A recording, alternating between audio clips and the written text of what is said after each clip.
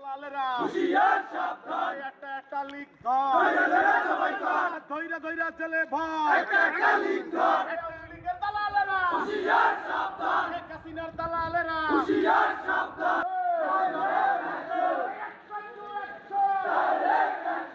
যে আমাদের নেতা দেশনায়ক জনাব তারেক রহমানের নামে এই কোর্টে একটি মামলা হয়েছিল,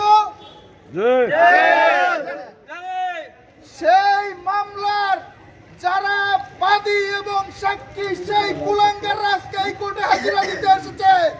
কোনোভাবে এই কোর্ট যদি কোনোভাবে তাদের সাথে পার্থ হয়ে, আমরা জানি বিগত দিনে অনেক আওয়ামী সন্ত্রাসীদের একদিনের মাথায় জামিন হয়েছে, যারা এই 5ই আগস্টের আগে সন্ত্রাসী করেছে, রাজপথে হামলা করেছে, তাদের এই কোর্টে জামিন হয়েছে। কোনোভাবে এই কোর্ট থেকে যদি কোনো আওয়ামী সন্ত্রাসীদের জামিন হয়, আমরা আইনের প্রতি শ্রদ্ধাশীল, আমরা আইন ভঙ্গ করে কারো উপরে হামলা করব না, কিন্তু কোনোভাবে জামিন হলে এই কোর্ট ঘেরাও করা হবে।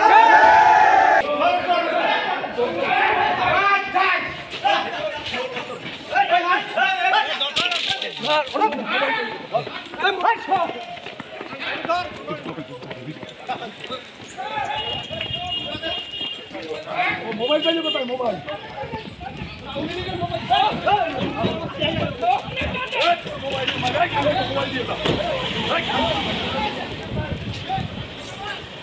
আমরা 5 জনকে অ্যারেস্ট করেছি, তার ভিতরে একজনের নামে ওয়ারেন্ট আছে এবং বাকি যে 4 জন আছে আমাদের পিরোজপুরে 2টি নাশকতার মামলা আছে।